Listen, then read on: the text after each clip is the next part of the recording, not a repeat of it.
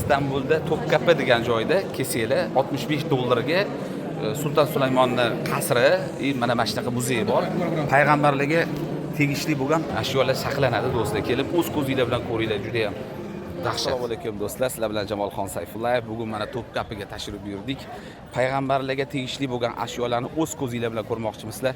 Marhamat, biletlarni olib, o'chirtga turib, kirib sizlarga hammasini yaqindan ko'rsatib beramiz. Ketdik. Topkapı mana shu joydan boshlanadi. Sulton Sulaymon podshoning qasrlari, harami shu yerda.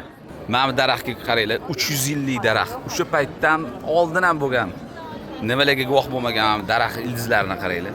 Bu nega bu payg'ambarlarga tegishli ashyolar bo'ldi deb ko'pchilik kommentariyada oldingi videoyimda yozishgan bo'lsa, javob 1571-yilda shu nima deydi, Usmoniylar bosib olganda, o'sha arab davlatlarini Misrni bosganda, shunda Makka Madinadagi hamma payg'ambarlarga tegishli ashyolar bularni qo'liga o'tgan. Shunda to'g'ri shu Topkapıdagi mana shu saroyga olib kelib, hammasi saqlanishga qo'yib qo'yilgan. O'sha shu yerda qolgan. Bu yerdagi hozirgi ko'radigan hamma ashyolar, hammasi original, o'sha payg'ambarlarga tegishli. Mana bu Ka'batullohga kalitlari, mana bu tutqichlari bo'ladi. O qadimgi.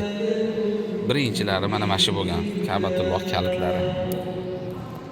Mana bu yerda Yahyo alayhisalomning qo'llari, suyaklari topilgan. Shu suyani ustiga tilla bilan qoplab qo'yishgan. Mana azgina ichidan ko'rib turibdi. Topilmalar shu ustidan tilla bilan qoplab qo'yishgan. To'g'risizmi? Mana bunisi bo'lsa bosh chanoqlari, suyaklari ustiga ham qoplab qo'yishgan. Yahyo alayhisalomdan qolgan bu ham.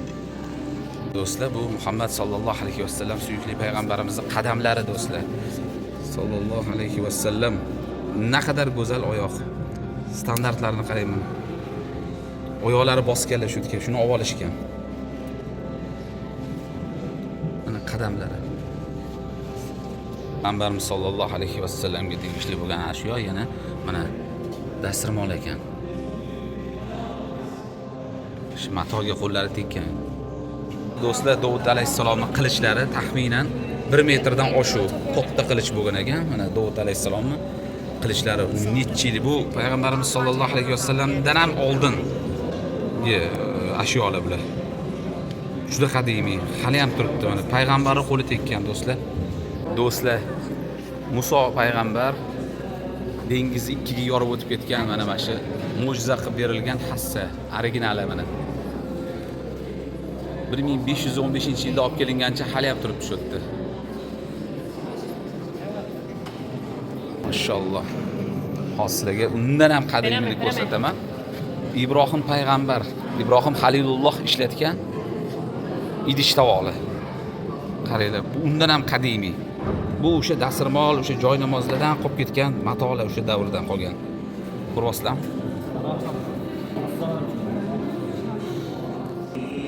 Mana bu Ka'batulloh burchigida bo'ladi-ku. Hajar va asfalt. Ana o'shani eski anaqasi. Egiziblar. Yangilangandan keyin buni bu yoqqa olib kelib qo'yishgan. Sallallohu alayhi vasallam ishlatgan muborak kosani ko'rmoqchimi deydi? Mana 14 asr muborak lablari, og'izlari tekkan kosa. Mana mashina ichida soqol, mo'ylovlari tola-tolalar qo'yilgan mana. Soqollaridan bitta tola, mo'ylovlaridan bitta tola saqlanadi shuning ichida. Sochlaridan ham bor. Kamerada ko'rinmayapti hozir. Muhammad sallallohu alayhi vasallam muborak sochlari lupada ko'rinadi bu yerda do'stlar. Bu kamera olib bera olmayapti to'g'risi.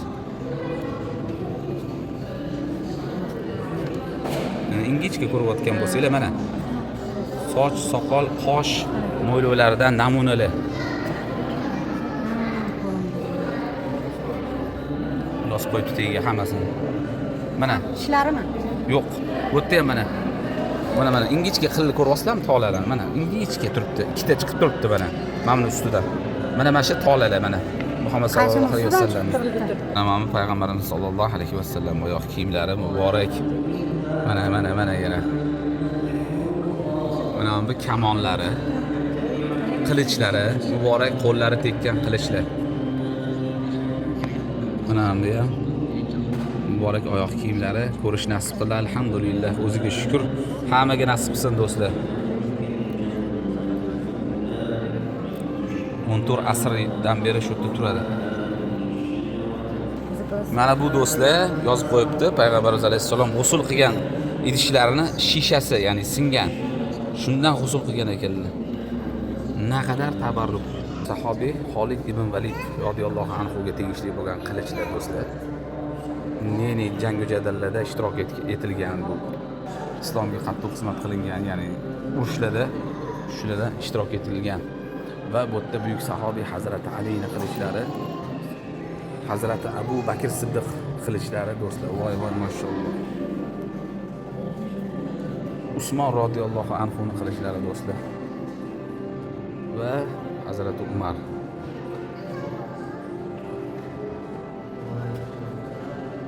Qilichlari buyuk sahobiylarning qilichi ekan. To'rchaqor yo'q.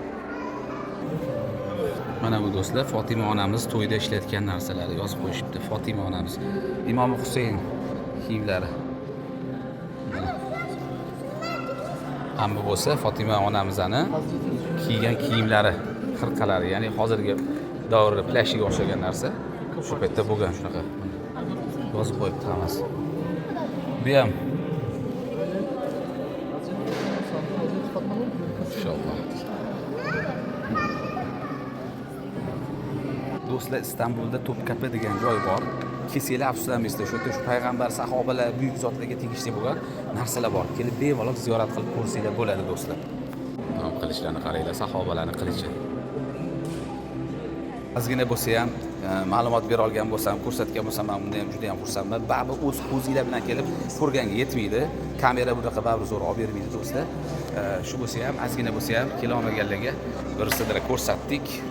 Xursand bo'lgan bo'lsanglar bo'ldi. Salomat bo'linglar. Hammaga nasib qilsin. Hammalar omon bo'linglar. Sizlar Jamolxon Sayfullayev, rahmat.